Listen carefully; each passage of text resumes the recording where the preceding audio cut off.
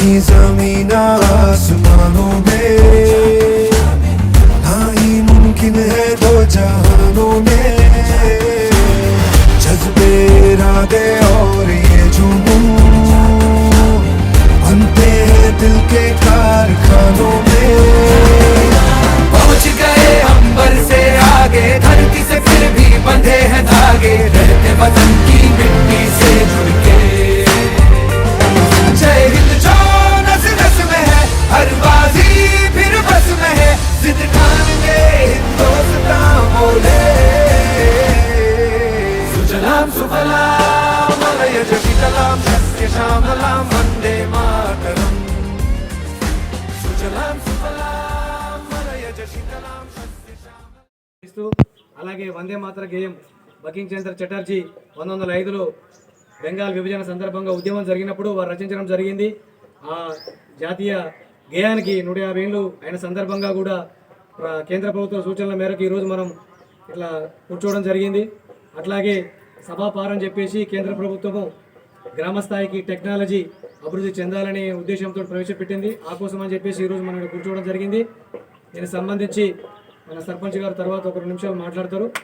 అందుకోసం మన యొక్క కార్యక్రమాన్ని మనం నిర్వహించుకోవడం జరుగుతుంది. అందరికీ పేరు పేరున ధన్యవాదాలు.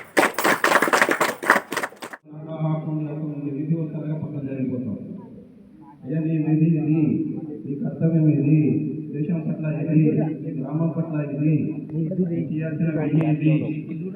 కానీ ఆ విధుల పట్ల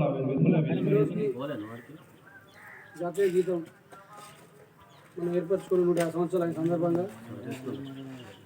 అట్లాగే 77వ గణతంత్ర దినోత్సవానికి ఇచ్చే మీ అందరికీ శుభాకాంక్షలు. ఇది ఎంతోమంది ప్రాణత్యాగంతో, ఎంతోమంది శక్తితో, ఎంతోమంది కృషితో, ఎంతోమంది తన రక్తం ధారపోసి తప్ప స్వతంత్రం రాలేదు. స్వతంత్రం వచ్చిన తర్వాత మనం దానికి తగ్గ పరిణామాలు, మనకు మౌలిక సదుపాయాలు అన్నీ ఏర్పరచుకోవడానికి, అన్నిటికీ ఒక భద్రత నియమాలు ఉండడానికి మన దేశ పౌరులు అందరూ కలిసి పెద్ద మనిషితో సహా, ఉన్న ప్రధానమంత్రితో సహా అందరూ కలిసి భారత రాజ్యాంగాన్ని ఏర్పాటు చేసుకోవాలని దాంట్లో కమిటీ వేసి నియమించుకోవడం జరిగింది. ఈరోజుకి 1950లో జనవరి 26 రోజు భారత రాజ్యాంగాన్ని దేశానికి అందించడం జరిగింది. ఈ సందర్భంగా అందరికీ, మహాన్నతులకు అందరికీ ధన్యవాదాలు. ఇంతటి అవకాశం ఇచ్చిన గ్రామ ప్రజలకి, పెద్దలకి, నా తోటి మిత్రులకి, యూత్కి అందరికీ ధన్యవాదాలు.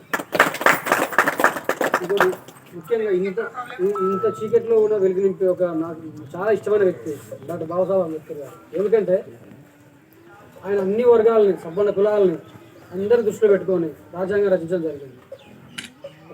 ఒక చిన్న వ్యక్తికి కూడా ఎంతో ఒక రాజ్యాంగ ఫలాలు అందే విధంగా ఆయన రూపొందించారు దాన్ని. ఆ విషయంలో మనందరం ఆయనకు జీవితాంతం కాదు, అసలు జీవితం మొత్తం రుణపడి ఉన్న తప్పే.